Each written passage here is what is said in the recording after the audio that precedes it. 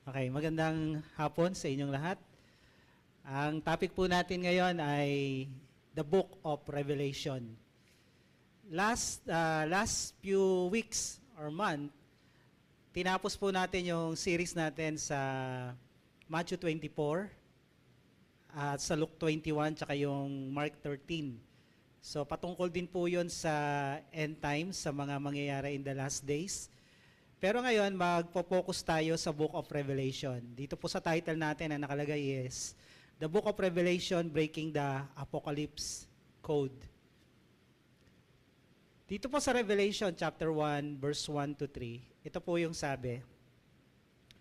The revelation of Jesus Christ, which God gave Him to show to His servants the things that must soon take place. He made it known by sending His angels to His servant John, who bore witness to the word of God and to the testimony of Jesus Christ, even to all that he saw.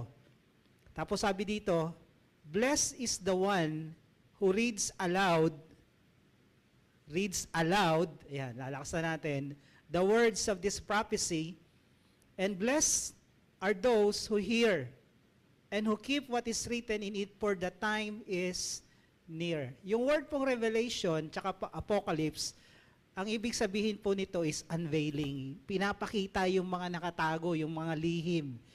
Binubunyag, pinapahayag. Kaya sabi dito sa verse 1, this is the revelation of Jesus Christ. So, pag pinag-aralan natin tong Book of Revelation, merong special blessing, although buong Bible naman may blessing. Sabi dito, blessed is the one who reads aloud. Siguro mamaya, pag binasa nyo to, basahin nyo ng malakas.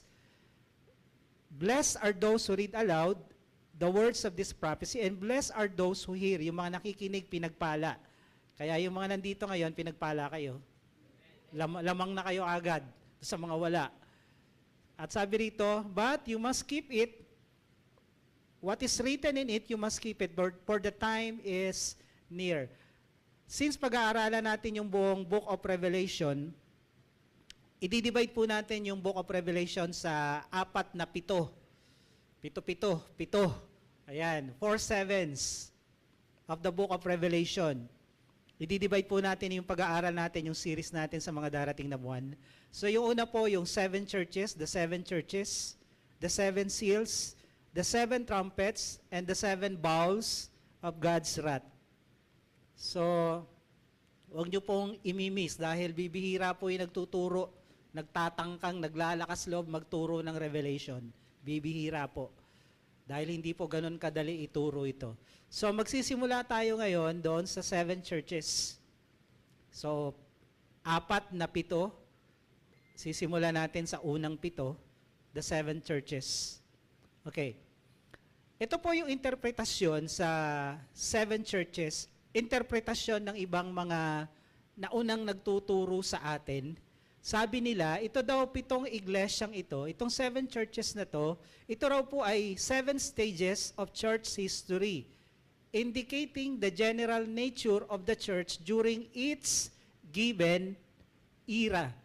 Yung 7 churches daw, ito daw yung kada panahon, ito yung kalagayan ng church. No? So kada panahon, ganito itsura ng church. Ganito yung katawan ni Kristo noon. Pero kung titingnan nyo yung 7 churches, ang nauna pong church doon ay Church of Ephesus. Yung Church of Ephesus ay, ito yung church na loveless. Hindi yung walang jowa.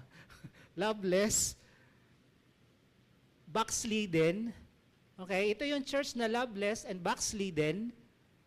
Ito yung church during those era. Sabi nung turong ito, nung interpretation na to. At yung 7 church, yung kahuli-hulihang church ay yung Laodicea na tinatawag na lukewarm church. Ito yung last day church, sabi nila. Ngayon, i-refute ko po ito dahil yung unang church, nung pinanganak yung church, nung tinayo ni Jesus yung church, powerful. Alam natin yung sa Book of Acts chapter 2. Yung signs and wonders, pati anino ni Peter, gumagaling yung mga may sakit. Pawis ni Paul, gumagaling yung mga may sakit. Yung yung power ng unang church, yung first era ng church, grabe. Sobrang powerful ng church nung time na yon. And pagdating nung rapture, yung church na pinanganak in power, with power, pag ni-rapture ito ni Lord, mas powerful to. Kaya nga in the last days, yung totoong church, mas powerful kaysa sa dati. Kaya I don't believe this interpretation. Na nagsimula ang church sa backsliding at magtatapos sa lukewarm. Anong klaseng katawan ni Kristo to? Anong klaseng bride yung dadalhin sa langit? So hindi po ito yung interpretasyon natin. Okay? Ito yung traditional interpretation na bawat panahon, ganito yung kalagayan ng church. We don't believe this. Ito po yung pinaniniwalaan natin. Ito pong 7 churches, ito po yung totoong kalagayan ng mga totoong church na nag-e-exist nung panahon ni Paul at ni John, lalo na nung si John ay nakakulong sa island of Patmos. So ito po ay totoong mga churches na merong totoong ganong kalagayan. Okay? Pangalawa, ito po ay kondisyon din ng mga iglesia, ng mga churches throughout the history. Mula nung panahon nila hanggang sa panahon natin ngayon, may mga ganitong iglesia na nag-i-exist, ganito yung kalagayan mula noon hanggang ngayon. Ito yung pinaniniwalaan natin. At the same time, itong 7 churches na to, sumisimbolo sa kalagayan at kondisyon ng mga Kristiyanong uma-attend sa church. So, kalagayan ng mga churches at kalagayan ng mga Kristiyanong uma-attend sa church. Okay? So, ito po yung ating pinaniniwalaan. Sabi po dito sa Revelation 1:11, "Write what you see in a book and send it to the 7 churches, to Ephesus, to Smyrna, and to Pergamum, and to Thyatira, and to Sardis, and to Philadelphia, and to Laodicea." So these are literal churches. Ito po yung itsura ng mapa. Kung titingnan nyo dyan sa mapa, nandoon yung black dot na malaki, yan yung island of Patmos. Yung buong dagat na yan ay Mediterranean Sea. Itong island of Patmos ay nasa Aegean Sea, between Turkey and Greece. Doon nakakulong si John. At kung titingnan nyo, malapit lang yung unang church sa Patmos, yung Ephesus. And then paikot po yan, ito yung binabiyahian ng mga tao dito sa, this land is connecting Europe, Asia, and Middle East. No?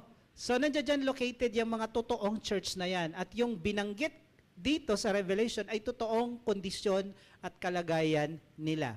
So, iisa-isahin po natin to. Then sabi pa dito, Revelation 1:20, "As for the mystery of the 7 stars that you saw in my right hand, and the 7 golden lampstands, the 7 stars are the angels of the 7 churches." Yung word na angels po dito ay messengers.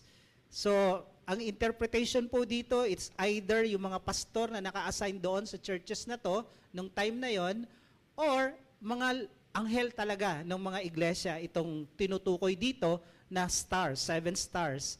Pero sabi dito, the 7 churches are the 7 lampstands.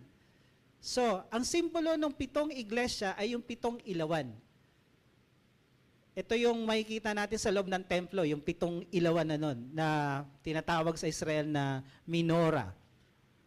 So, let's start with Revelation. And by the way, bago tayo tumuloy, every time na merong messages sa bawat churches, bawat iglesia, meron pong binabanggit sa bandang dulo, hear what the Spirit is saying to the church. For example, Revelation 1:7, matapos banggitin yung unang iglesia, pagdating doon sa dulo, "He who has an ear, let him hear what the Spirit says to the churches. To the one who conquers, I will grant to eat of the tree of life, which is in the paradise of God." Revelation 1:11, "He who has an ear, let him hear what the Spirit says to the churches. The one who conquers will not be hurt by the second death." Revelation 2:17, he who has an ear, let him hear what the Spirit says to the churches. To the one who conquers, I will give some of the hidden manna, and I will give him a white stone with a new name, written on the stone that no one knows except the one who receives it. Revelation 2:29, Revelations 3:6, Revelations 3:13, Revelations 3:22, pare-parehas ang sinasabi, lahat ng may pandinig, lahat ng may tenga, mga iglesia, mga Kristiyano, makinig kayo. So therefore, the whole 7 churches messages is para sa lahat. Hindi ito specific lang sa panahon nila. Hindi ito doon sa era ng mga time na to, sila lang yung makikinig. Hindi. Para to sa lahat. Para sa lahat ng makakarinig ng video na to sa inyong lahat at sa mga darating pa kung hindi pa dumating si Lord, itong message na to para sa lahat ng tao. So let's start with first church, the church in Ephesus. Itong church in Ephesus, ang tawag sa church na to, loveless. Loveless church. Makikita natin to sa Revelation chapter 2. Revelation chapter 2, beginning verse 1 up to 7. So babasahin ko lang. Sabi dito, the angel of the church in Ephesus write, these are the words of him who holds the 7 stars in his right hand and walks among the 7 golden lampstands. I know your deeds, your hard work, and your perseverance. I know that you cannot tolerate wicked people, that you have tested those who claim to be apostles but are not, and have found them false. You have persevered and have endured hardship for my name, and have not grown weary. Sa unang tingin, itong church in Ephesus, magandang church, magaling na church. Imagine mo, ang sisipag ng leader tsaka member, workers, hardworking. Diba? Sino ba namang aayaw sa church na yan?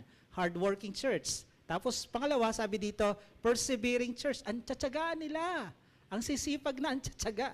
Ito yung mga hinahanap ng mga leaders at workers sa church, ng mga pastor. Masisipag, matsatsaga. Tapos ito pa, pag masama, they don't tolerate talaga. Pag masama ka, hindi ka tatagal dito. Diba? Gagaling, no? And they hate the Nicolaitans. Sabi doon sa bandang dulo, sa verse 6, but you have this in your favor. You hate the practices of the Nicolaitans, which also I hate. According to the history, yung Nicolaitans na to, ito raw ay isa sa mga 7 deacons na inappoint doon sa Book of Acts. At naging extreme yung kanyang doktrina to the point yung asawa niya ayaw niya makipagsiping kasi nagiging marumi ka pag ginagamit mo yung laman, no? At yung word na Nicolaitans, isang meaning nito is controlling people. So ang sabi ni Lord sa kanila, nakakatuwa kayo kasi sipag nyo, ang tsatsagaan nyo, hindi nyo tinotolerate ang kasamaan, no? Kung titingnan mo, okay na sana eh. Until verse 4. Sabi ng verse 4, yet I hold this against you. You have forsaken the love you had at first. Ito problema. Ang sisipag, ang tsatsaga, ang gagaling, ayaw sa kasamaan, pero wala nang love. Wala na yung love nila kay Lord. So itong church na to, ito yung tinatawag na dead orthodoxy. Mahigpit sila sa truth. Ito yung tama. Ito yung tama. Hindi pwede yan. Masyadong mahigpit tong church na to. They have truth without love. Mas mahalaga sa kanila yung totoo, yung katotohanan, kaysa yung pagmamahal. Na makabaliktaran ng love. Hate. So most of these people, yung puso nila, hate ang laman. Kaya nga sabi sa Ephesians 4:15, speak the truth in love. Ang love at ang truth hindi pwedeng paghiwalayin. No? Kailangan may truth, pero kailangan may love. Ito, may truth, walang love. Kagaya ito ng mga Kristiyano, stricto, mechanical, legalistic, offensive, unloving.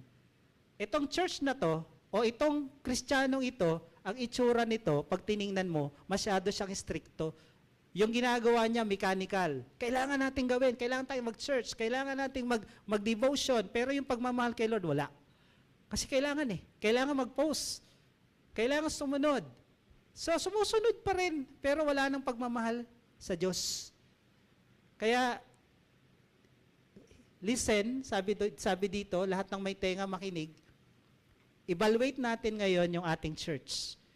Evaluate natin yung kinalalagyan nating mga churches o church natin, evaluate din natin yung pagiging Kristiyano natin. Sa 7 church na to, anong klaseng Kristiyano tayo? Angkop dito. So itong una, tuloy ang paglilingkod pero wala nang pagmamahal kay Lord. At pag walang pagmamahal kay Lord, wala ring pagmamahal sa ibang tao to. Ang taong hindi na mahal ang Diyos, hindi na rin mahal ang kapwa. Pero tuloy ang paglilingkod, yes, tuloy. Sipag Posible pala. Posible pala to? Yes, sabi ng Bible, posible. So ito yung mga stricto, mechanical, legalistic, offensive, unloving Christians. Pangalawa, now, how to restore, sabi dito, bawat churches na may problema, binibigyan din ni Lord ng solusyon, yung problema nila. So ito yung solusyon ni Lord sa problema nila. Sabi dito, sa verse 4, Yet I hold this against you. You have forsaken the love you had at first. Consider how far you have fallen. Dito sa NIV, how far have you fallen? Sa ESV, where you have fallen. Sa King James din, alalahanin mo kung saan ka bumagsak. Ano nangyari? Bakit ka nagkaganyan? Bakit nawala yung pag-ibig mo? Oo, nasa church ka pa rin. Oo, worker ka pa rin. Oo, leader ka pa rin. Pero ginagawa mo na lang yan dahil kailangan. Mechanical. Duty. Hindi mo na mahal si Lord. So ang sabi dito, alalahanin mo kung saan ka bumagsak. Sa NIV, alalahanin mo. Sabi dito, consider how far. Consider mo gaano ka nakalayo. How far you have fallen. And then, repent and do the things you did at first. If you do not repent, I will come to you and remove your lampstand from its place. Pag hindi ka nagsisi, tatanggalin kita. Anong solution ni Lord? By the way, pag sinabing first love, ito lang yung simpleng definition nun. Yung love mo na na-experience at naramdaman nung una mong tinanggap si Jesus. Nung unang araw na na-born again ka, gaano ka ka-on fire, gaano mo kakamahal si Lord, ano yung ginagawa mo nung time na yon na naranasan mo talaga na napatawad yung kasalanan mo, naramdaman mo yung pagmamahal ng Diyos sa buhay mo, ano ang itsura mo noon, ano yung nararamdaman mo noon, yun yung first love. Na gustong-gusto mo pag-usapan si Lord, kahit walang tinginan sa oras, hindi ka naiinip. Basta si Lord ang pinag-uusapan. No? Basta para kay Lord, gagawin mo lahat. Yun yung first love. Pero ang sabi dito, itong church na to, itong Kristiyanong to, itong mga Kristiyanong ito, tuloy pa rin ang buhay, pero wala na yung love na yon. Wala na. So anong sabi ni Lord? Ito gawin mo. Ito gawin natin. Remember where you have fallen. Number 1, alalahanin mo. Ano nangyari sa'yo? Sino, anong dahilan? Bakit ka nagkaganyan? Bakit nawala yung first love mo? Anong dahilan? Sinong dahilan? Kailan? Bakit? At gaano ka nakalayo? Sabi ng NIV. So remember where you have fallen. Number 2, repent. Alam naman natin yung word na repent is pagbabagong utak, pagbabagong puso at pagbabago ng aksyon. Hindi pwedeng manatili tayong ganito na backsliding state. Kailangan balikan natin. Sabi dito sa dulo, the word repent is turn around and turn away from that. Ito yung naging dahilan ng pagbagsak mo. Ito yung naging dahilan na wala yung first love mo. Balikan mo yung reason mo bakit nawala yung first love mo and then repent. Layuan mo yan. Tigilan mo yan, bitawan mo yan. And then, sabi dito, do it again. Repeat. Ano yung ginagawa mo nung unang naramdaman mo yung first love? Sabi dito, repent and do the things you did at first. Yung ginagawa mo dati, balikan mo. Ano yung ginagawa mo dati? On fire ka. Pag nagbasa ka ng Bible, hindi 3 verses. Minsan, babasa ka 3 chapter, 1 upuan. Diba? So, balikan mo yung ginagawa mo dati. Repeat. Do the first work. Go back to where you started when you are in love and on fire for God. So, kung tayo ay nandito sa kategoring ito, sa unang church na to, ito ang solusyon. Remember, repent, and repeat. Pangalawang church, the church in Smyrna. Okay, sabi dito sa verse 8, to the angel of the church in Smyrna write, these are the words of him who is the first and the last, who died and came to life again. I know your affliction and your poverty, yet you are rich. I know about the slander of those who say they are Jews and are not, but a synagogue of Satan. Ito pong Smyrna, maraming Hudyong nakatira dito. At pinipersecute nila yung mga Christians. Kaya nga yung mga Christian dito, nahihirapan kasi binoboycott nila yung mga paninda ng mga Christians. Hindi sila bumibili. Majority sila doon. Kaya kawawa tong mga Kristiyanong ito sa Smyrna. So they are afflicted, at ang sabi dito, they are humble church.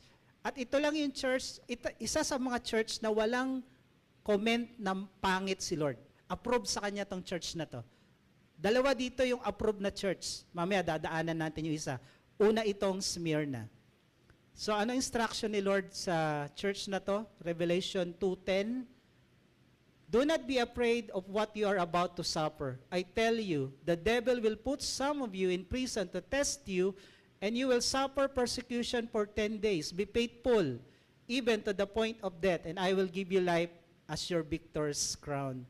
So ang sabi ni Lord dito sa church na to, sa mga Kristiyanong ganito ang kalagayan, yung mga Kristiyanong inaapi-api, hindi binibilhan kasi Christian. Yung mga Kristiyanong, sige lang, okay lang, di ba? So, ang sabi ni Lord sa kanila, huwag kayong matakot, kakampi niyo ako, maging matapat lang kayo, pati sa tithes. So, pangatlong church, Revelation 2:12 hanggang 17. The church in Pergamum.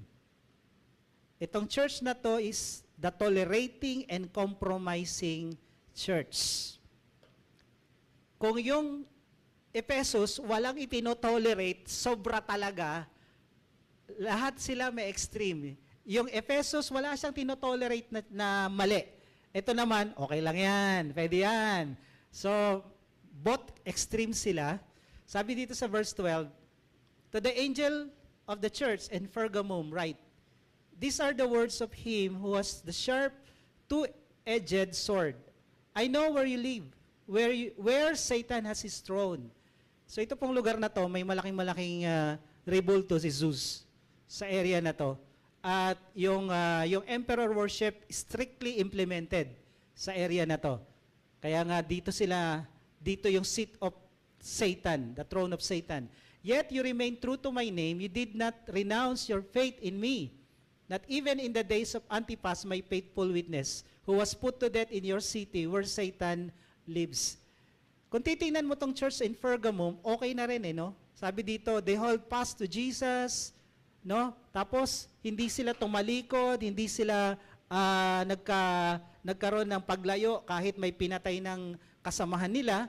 Pero pagdating ng verse 14, sabi dito, nevertheless, I have few things against you.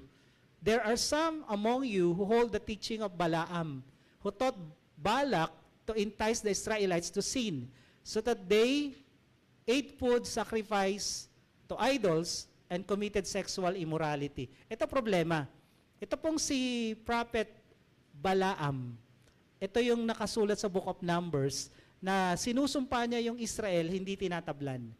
No, sinusumpa itong si Balak, may Balak na masama. So nagpatulong kay Balaam. Kaso yung sumpa hindi tumatalab bless ang Israel At ang sabi ni Lord, ang binless ko, walang pwedeng sumumpa.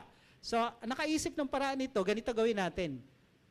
Turuan natin sila mag-intermarriage sa mga unbeliever, tapos mag-worship sa idols at mag-commit ng immorality. Doon, nasumpa sila.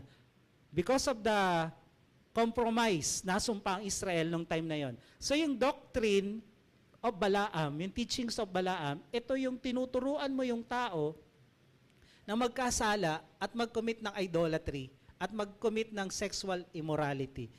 Today, yung idolatry, pwedeng hindi ito literal na mga ribultong sinasamba natin, no?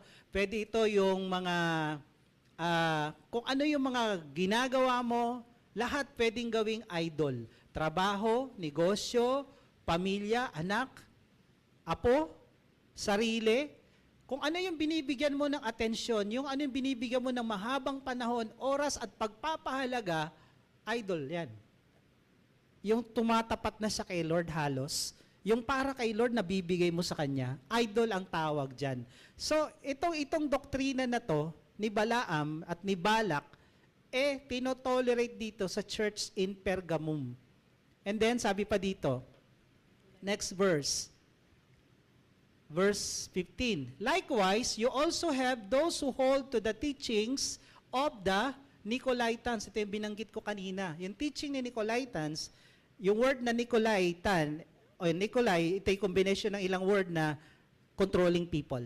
Ang galing mangontrol ng tao. Witchcraft, no? Tapos, at the same time, yung teaching ng Nicolaitan ay nagko-compromise at saka may mga extreme na heresies.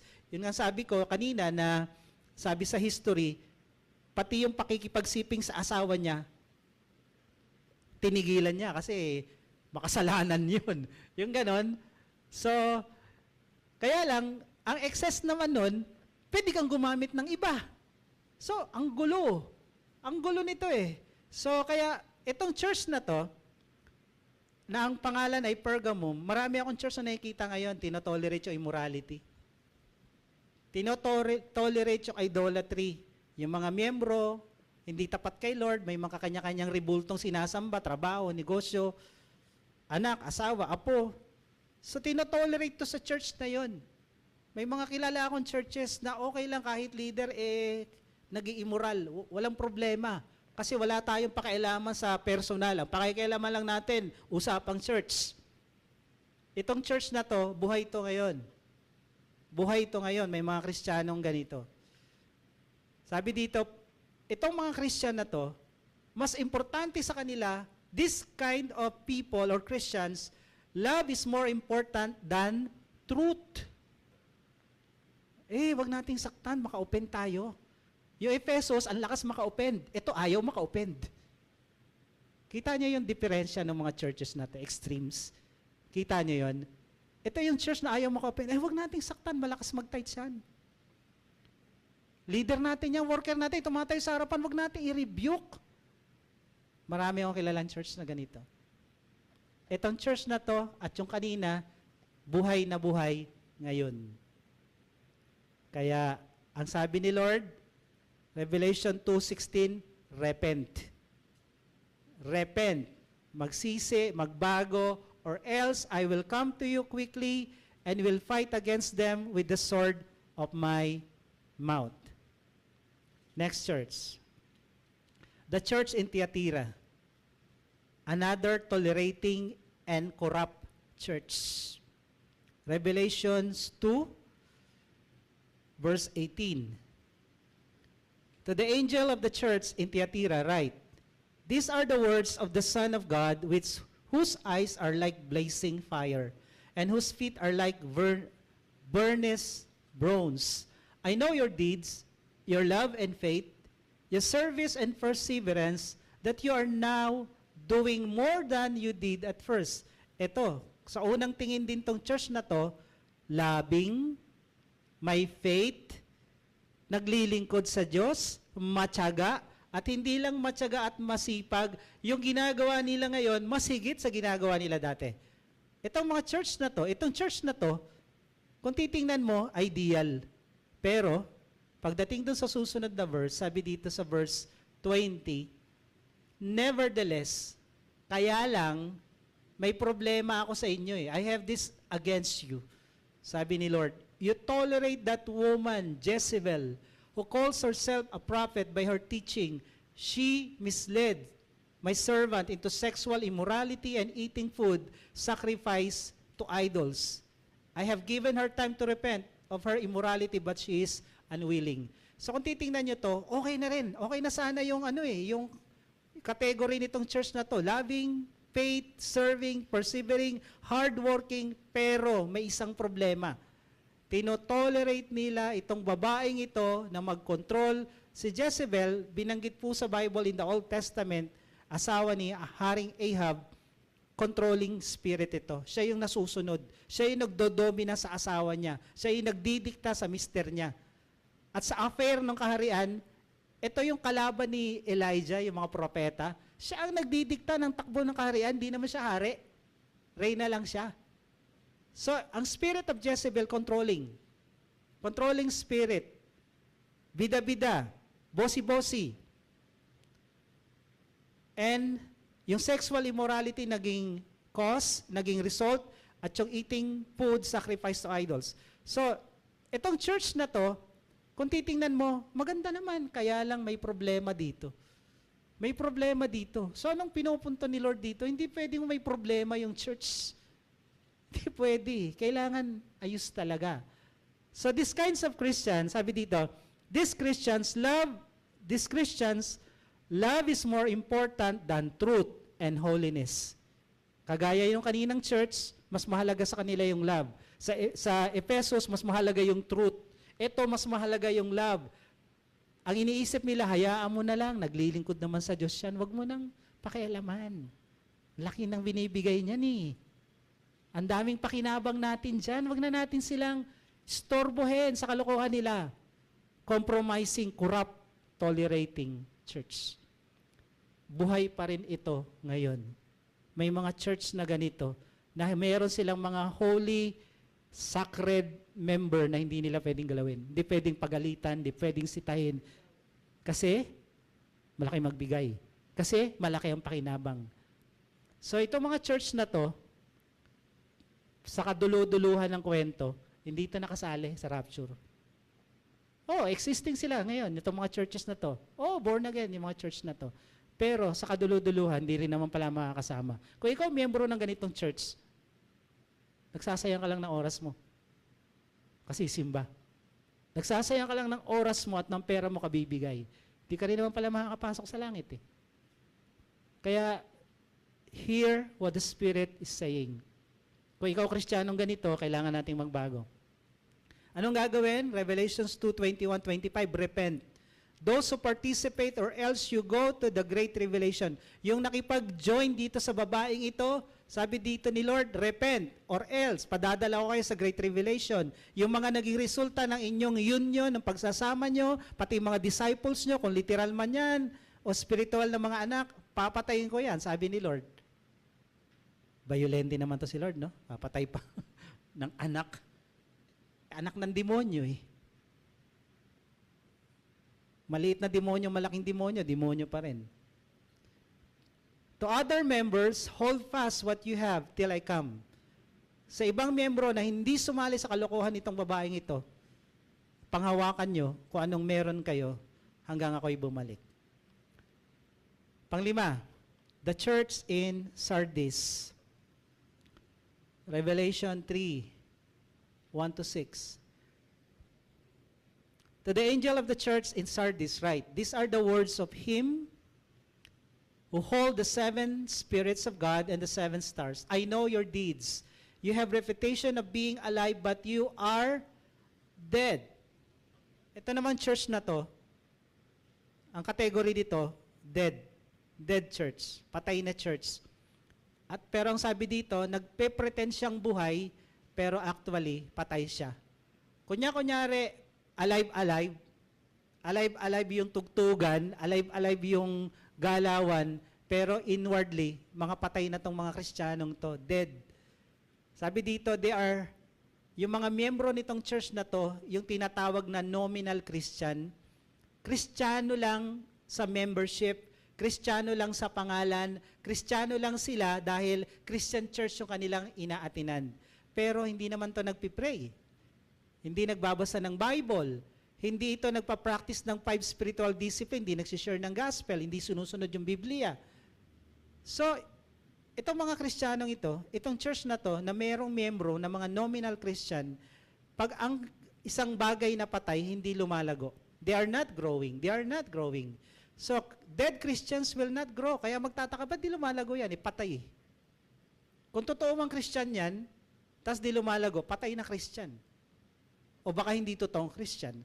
Sabi pa dito ni Lord, wake up, strengthen what remains and is about to die, for I have found your deeds unfinished in the sight of God. Yung ginawa mo hindi tapos, incomplete works. Sa tingin ng Diyos, hindi tapos. Devotion ka, pero yung 5 step to Christian growth, hindi mo ginagawa kompleto. So, saang church tayo belong? Sardis, Pergamum, Ephesus, Smyrna. Ito yung mga Kristiyanong mapagpanggap. Okay lang kami. Pag pinalo up mo, okay lang po, brother, sister, pastor, okay lang kami. Ito yung mga Kristiyanong mapagpanggap. Okay lang kami kahit hindi okay. Sila ay miyembro ng church in Sardis. Kayo, anong church kayo miyembro? Huwag nyo sabihin Juhiya, ha?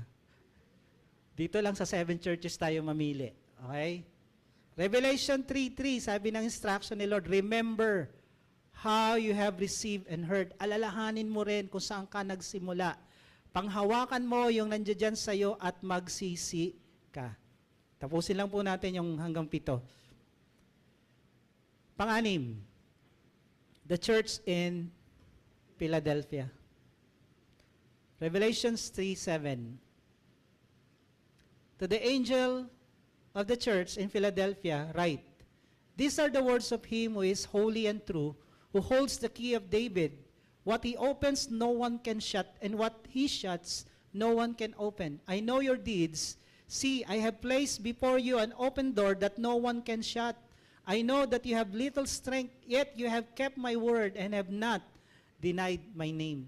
Isa ito sa church na matino, na walang complain ang Panginoon. So ang sabi dito, itong church na to, the faithful church.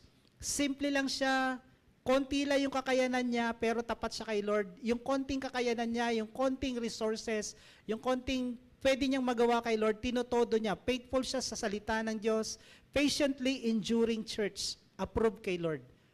Ang instruction sa kanya, parating na ako, I am coming soon, hold fast what you have, so that no one may seize your crown. And lastly, itong church na to ay yung church in Laodicea. Sabi dito sa verse 14 hanggang 22. To the angel of the church in Laodicea write, these are the words of the Amen and the faithful, the true witness, the ruler of God's creation. I know your deeds, that you are neither cold nor hot. I wish you were either one of the other.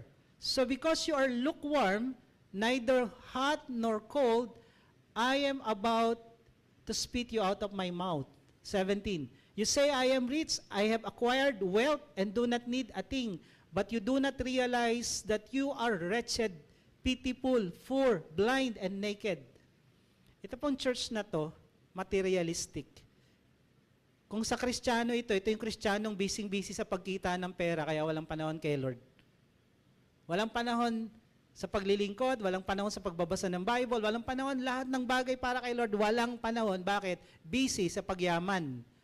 Sana naman yumaman. Ang mga taong nagbibisi-bisihan sa pera pero hindi tapat kay Lord, hindi yumayaman. Alam niyo yon, hindi yumayaman ng taong ganun. So this church is materialistic church, financially wealthy but spiritually poor. Wretched, pitiable, poor, blind, and naked. Ang Diyos nila, si Mammon. Itong church na to, pera, pagpapayaman lang ang inaatupag. Ito yung mga Kristiyano na pagkita lang ang inaatupag kaya walang panahon sa ibang bagay patungkol kay Lord. Sila yung mga half-half Christian. Anong half-half? Half malamig, half mainit. Pag pinaghalo mo yung malamig na malamig at mainit na mainit, pag pinaghalo mo sa isang lalagyan, anong kalalabasan? Maligamgam. Sabi ni Lord, sana mainit ka lang eh. Sana malamig ka lang eh. Lito ako sa iyo eh. Hati eh. Okay ka kay Lord, okay din hindi eh. Half-half ka eh. Half-half Christian, manananggal. Half cold, half hot, lukewarm malabas. So, no commitment. Wala tayong commitment kasi busy ako sa work. Ang dami kong ginagawang trabaho. Kailangan ko rin naman kumita ng pera, pastor, care group leader. Kailangan ko rin kumita para sa pamilya ko. Yes, kailangan mong kumita, pero hindi yan ang Diyos mo, pera. Hindi si Mammon. Itong church na to, ang Diyos nila, si Mammon. Asan si Jesus? Revelations 3:20. Tingnan nyo nga. Asan si Jesus? Asan si Jesus sa church na to? Tingnan niyo yung Bible nyo, Revelations 3:20. Here I am, I stand at the door and knock. If anyone hears my voice and open the door, I will come. I will come in and eat with that person and they with me. Imagine mo, church mo, wala ka dun sa loob. Si Jesus wala sa loob ng church.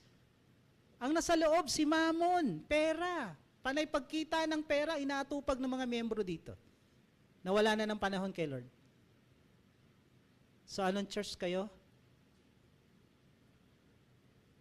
Anong church tayo belong? Mula Ephesus hanggang Laodicea, ano? Evaluate natin dahil hear what the Spirit is saying to all the churches, to all the Christians. Ang instruction dito sa church na to, be zealous. Repent. Bring back Jesus. Let Him in. Ibalik mo si Jesus sa loob. Hindi yung si Jesus na sa labas. Church niya yan, pero nasa labas siya. At ang nasa loob, si Mammon. Pera-pera. So, sa lahat ng churches na to, itong 7, 2 lang dito ang matino. 2 lang ang pumasa sa criteria ng Diyos. Yung Smyrna at yung Philadelphia. Sa Revelation 1:20, binanggit natin kanina, the 7 lampstands are the 7 churches. Pagdating natin sa Revelation 11:4, importante ito na i-take note nyo. Dahil dadaanan natin next topic, yung rapture daw, yung Revelation 4:1. Ang rapture po dito sa Revelation 11:4.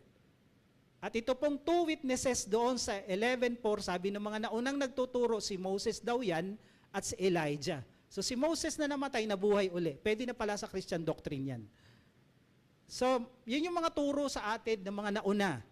Pero dito pa lang, sinasagot na natin ng konti, na yung 2 witnesses na nagpipreach sa Revelation 11, they are the 2 lampstands, sila yung 2 iglesia na pumasa sa criteria ng Diyos. The Bible will interpret itself. Ang nag-interpret ng tama sa Biblia, Biblia din at ang Holy Spirit. Kaya take note of this, Revelation 11:4, dadating tayo dyan na yung 2 witness ay 2 lampstand at yung lampstand na yon, yung mga lampstand na yan ay church. Okay? At ang pangalan ng church na yon, Smyrna and Philadelphia. Yung 2 tamang church. So, stop muna tayo rito and let's pray. Let's bow our head. Lord, dalangin ko na sa category, sa mga example ng mga churches na to, sa mga kalagayan nila, makita namin yung kalagayan ng church namin. Makita namin yung kalagayan ng sarili namin bilang Kristiyano. Dahil ito yung category, ito yung mga sitwasyon na nangyayari sa bawat churches at sa bawat Kristiyano. Tulungan mo kami, Panginoon, na mapabilang sa 2 church na to na wala kang nasabing mali. Lord, itong Smyrna at itong Philadelphia, bagamat nahihirapan tong mga churches na to, bagamat persecuted, pero ito yung mga church na mananalo at mananatili hanggang dulo at makikipagdigma sa Antikristo. Kaya tulungan mo kami, Panginoon, na mapabilang sa grupong churches na to na wala kang masasabing mali sa amin. Tulungan mo po kami, let your Spirit move, let your Spirit speak to us and cause us to hear, cause us to listen, and to obey. Thank you, Lord. We give you praise. In Jesus' name, amen.